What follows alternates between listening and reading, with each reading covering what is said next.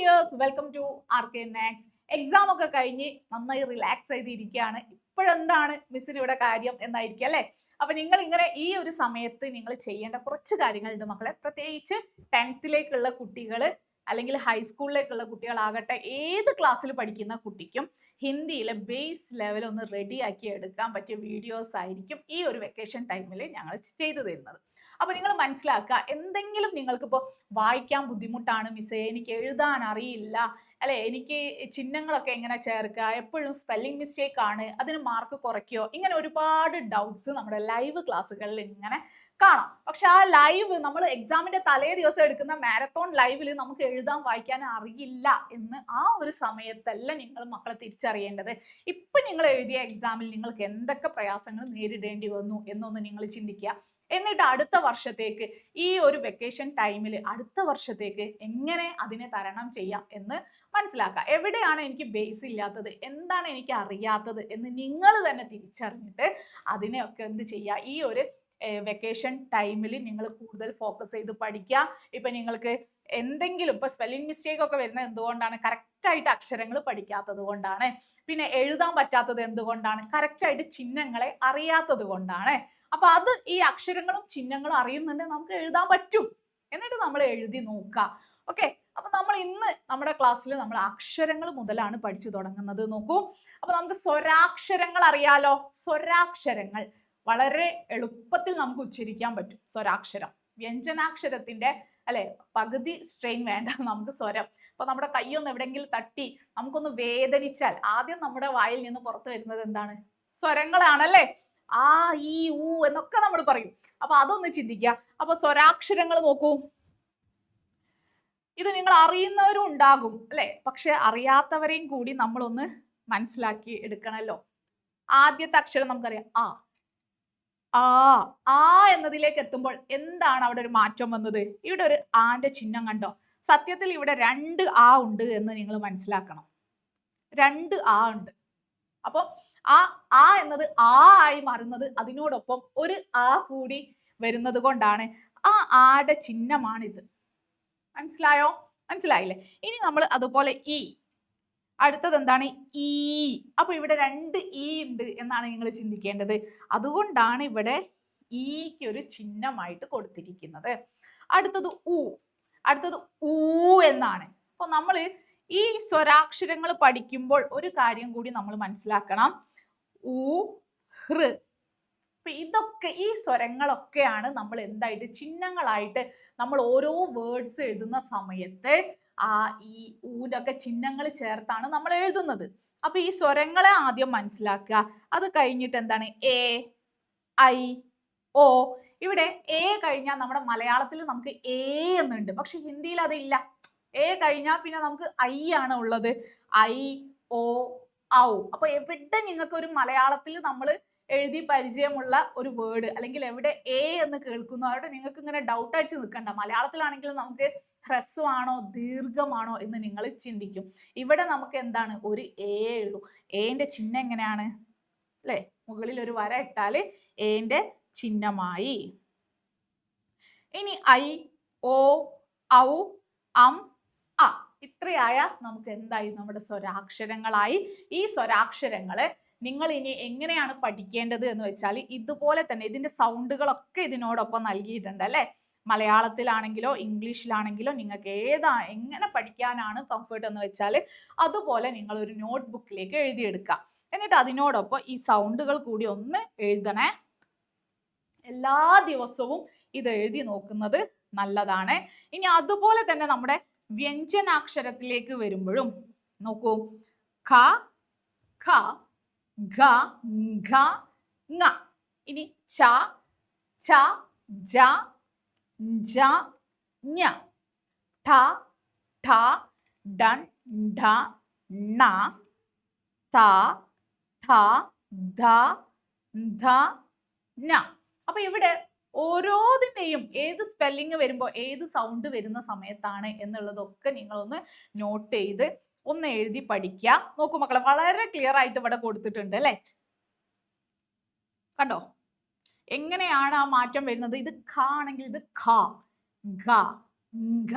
മനസ്സിലായോ? ഘ, ഘ, ങ. പിന്നെ ച, ഛ. കുറച്ചുകൂടെ നമ്മൾ കട്ടി കൂട്ടി ഒന്ന് ഉച്ചരിക്കുക അല്ലെ. ഛ, ജ, ജ, ഞ. ത, ഥ, ധ, ധ, ന. അടുത്ത് നോക്കട്ടെ. ഠ, ഥ, ധ, ധ, ന. ഫ, ഫ. ഇവിടെ തന്നെ പലരും ഫ എന്നും ഭ എന്നും ഫ എന്ന് പറയുന്നവരുണ്ട് അല്ലെ. അപ്പൊ ഫ എന്നാണ് കൂടുതലായിട്ടും നമ്മൾ ഫൂൽ അല്ലെ, പിന്നെ ഫൽ എന്നൊക്കെ പറയാറുണ്ട്. അത് ഫൽ എന്ന് പറഞ്ഞാലും തെറ്റില്ല. ബ, ഭ, മ. വ, ര, ല, ഢ, ഢ, ശ, ശ, സ, ഹ, യ. അപ്പൊ ഈ വ്യഞ്ജനാക്ഷരങ്ങളെ എല്ലാ ദിവസവും ഞാൻ നേരത്തെ പറഞ്ഞതുപോലെ നിങ്ങൾ കുറച്ച് ദിവസത്തേക്ക് ഒരു 1 മന്തിലേക്കെങ്കിലും നിങ്ങൾ എന്ത് ചെയ്യണം, ഡെയിലി ഇതുപോലെ നോട്ടിലൊന്ന് എഴുതേണ്ടതേ ഉള്ളൂ. നിങ്ങൾ ഇതുപോലെ ഇപ്പൊ മലയാളം വേണ്ടവർക്ക് മലയാളം എഴുതാം.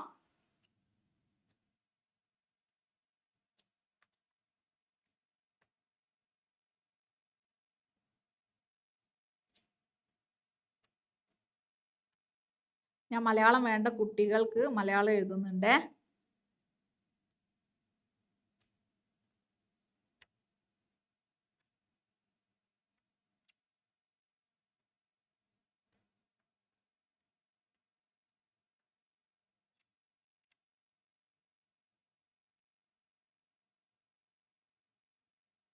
ഢ, ണ, ഫ, ഫ, ഭ, ഭ, മ, വ.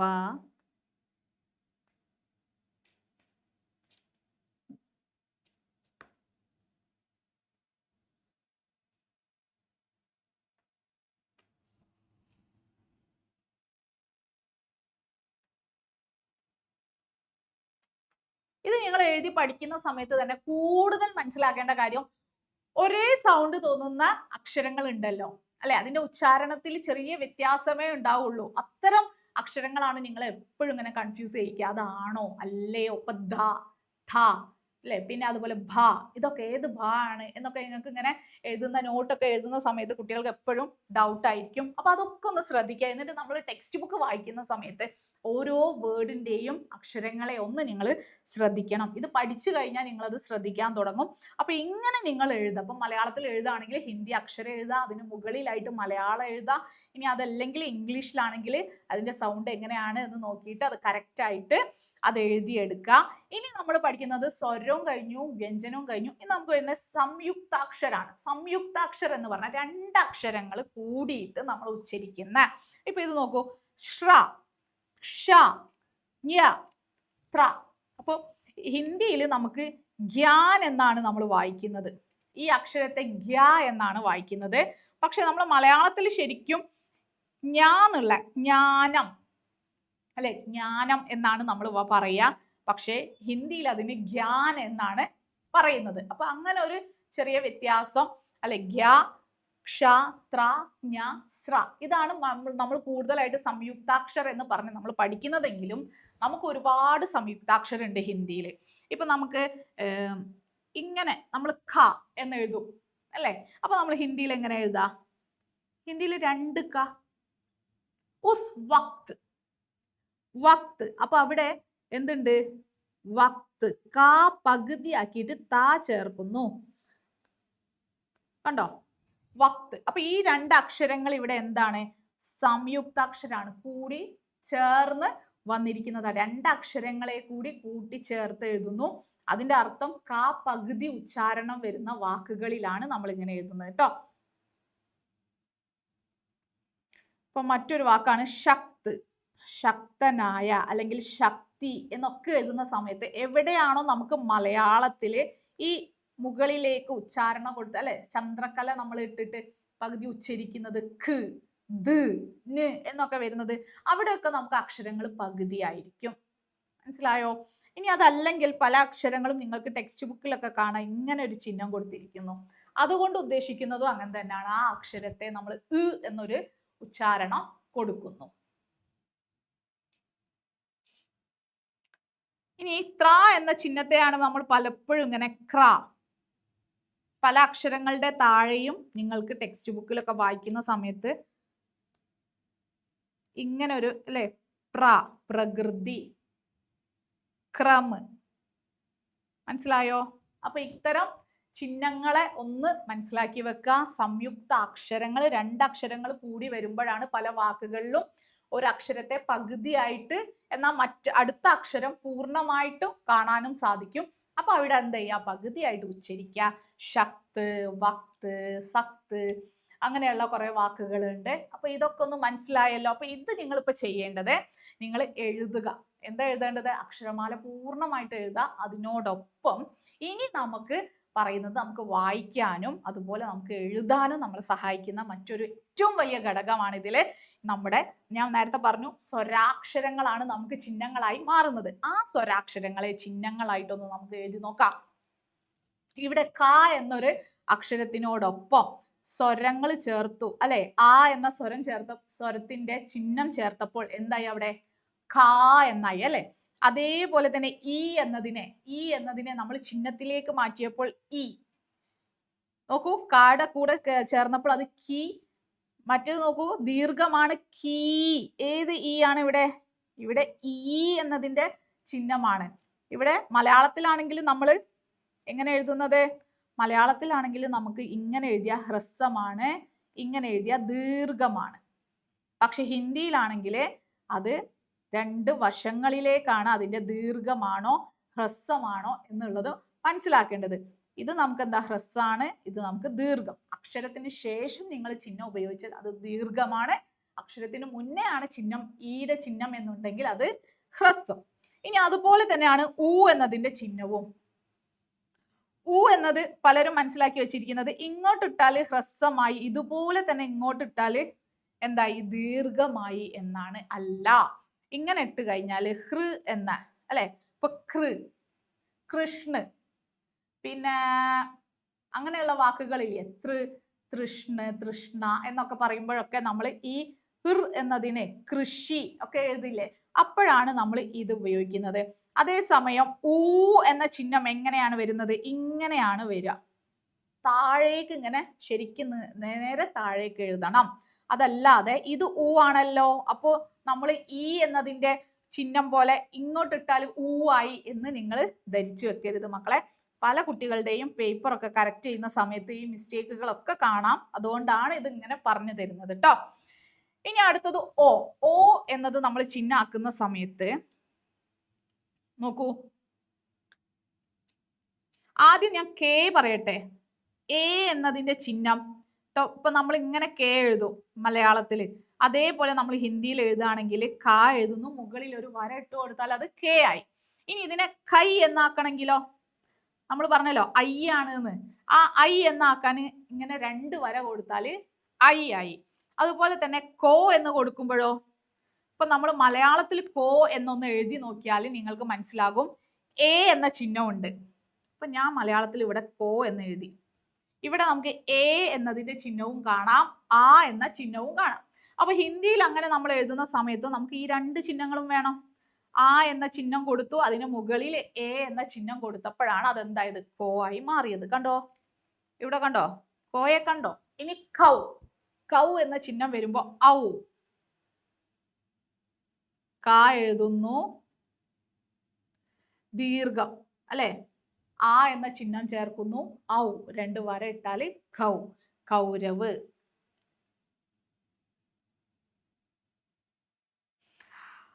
കെ, കൈ, കോ, ഖൗ നമ്മൾ പറഞ്ഞു. പിന്നെ കം,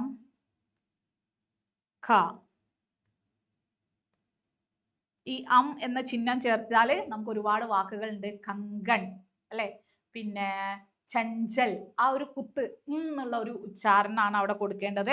ഏത് അക്ഷരത്തിന് മുകളിലാണോ ഇങ്ങനെ ഒരു കുത്ത് കൊടുത്തിരിക്കുന്നത് അവിടെ നമ്മൾ ന് എന്നുള്ള ഉച്ചാരണം കൊടുക്കണം. മനസ്സിലായോ? ന്. ഇപ്പൊ നോക്കൂ, കൻ. ഇതിവിടെ ഇല്ലെങ്കിൽ താന്റെ മുകളിലാണെങ്കിൽ തൻ എന്നുള്ള ഒരു ഉച്ചാരണമാണ്. ഇനി ചാന്റെ മുകളിലാണ് ഇങ്ങനെയെന്നുണ്ടെങ്കിൽ ചൻ, ചഞ്ചൽ എന്നൊക്കെ നമ്മൾ എഴുതുന്ന സമയത്ത് മന്ത്ര, മാന്റെ മുകളിൽ ഒരു കുത്തിട്ട് കഴിഞ്ഞാൽ അവിടെ ന് എന്നുള്ള ഉച്ചാരണം ഉണ്ട്. അപ്പൊ മന്ത്ര ഇങ്ങനെ വേണം വായിക്കാന്. അപ്പൊ എനിക്ക് തോന്നുന്നു വളരെ ബേസ് ആയിട്ടുള്ള ഒരു കാര്യമാണ് ഇപ്പൊ നമ്മൾ ഡിസ്കസ് ചെയ്തത്. നിങ്ങൾ തന്നെ മനസ്സിലാക്കുക, നിങ്ങൾക്ക് ഇത് അറിയണ്ടേ, പഠിക്കണ്ടേ. ഇനി നിങ്ങൾ വീട്ടിൽ എന്താ ചെയ്യേണ്ടത്? നിങ്ങൾ ഇത് എഴുതുന്ന സമയത്ത് ഈ ചിഹ്നങ്ങൾ റെഡിയാക്കാൻ നിങ്ങൾ ചെയ്യേണ്ടത് മക്കളെ, സ്വരാക്ഷരങ്ങൾ എഴുതി വ്യഞ്ജനാക്ഷരം എഴുതി കഴിഞ്ഞിട്ട് ഈ വ്യഞ്ജനത്തിൽ നിന്ന് ഒരു നാല് അക്ഷരങ്ങൾ അല്ലെങ്കിൽ ഒരു 3 അക്ഷരങ്ങളോ 4 അക്ഷരങ്ങളോ എടുക്കുന്നു. അപ്പൊ ഞാനൊരു അക്ഷരം എടുക്കുകയാണേ, പ. പ എടുത്തു. പാന്റെ കൂടെ ഞാൻ ഓരോ സ്വരങ്ങളെയും ചേർത്ത് എഴുതി നോക്കുക. പാ. എന്നിട്ട് അതുപോലെ നമ്മൾ ഇങ്ങനെ മലയാളത്തിലും എഴുതാം. പ, പാ. അടുത്തത് ഈന്റെ ചിഹ്നം നമ്മൾ ചേർത്തു. അപ്പൊ അതെന്തായി? പി ആയി അല്ലേ? അടുത്തത് ദീർഘമാണ്. ഇങ്ങനെ എഴുതി നോക്കുക തന്നെ. അടുത്തത് ഹിർ, സോറി ഉ, ഊ, ഊ, ഊ. കണ്ടോ? ഊ എന്ന ചിഹ്നം ഞാൻ ചേർത്തത് എങ്ങനെയാ നോക്കൂ. ഹിർ. കണ്ടോ? ഈ 3 ചിഹ്നങ്ങളും നന്നായിട്ട് മനസ്സിലാക്കി വെക്കണം. ഇതും നമുക്ക് പലപ്പോഴും അങ്ങോട്ടും ഇങ്ങോട്ടും ഇങ്ങനെ മാറിപ്പോവാൻ ചാൻസ് ഉണ്ട്. ഊ എന്നതും ഹിർ എന്ന ചിഹ്നവും തമ്മിൽ അങ്ങോട്ടും ഇങ്ങോട്ടും മാറിപ്പോവും. കാരണം അത് എഴുതുന്നത് ഏകദേശം ഒരുപോലെയാണ്. ഇനി നമ്മൾ എ എന്ന ചിഹ്നം ചേർത്ത് നോക്കിയാലേ, പാന്റെ അടുത്ത് എ, എന്തായി? പേ. ഐ എന്ന ചിഹ്നമാണ് ഇനി. അപ്പോ 2 ചിഹ്നം വേണം. പൈ. ഓ ആണെങ്കിലോ ഓ. ഇനി ഔ, പൗ, പം, പ.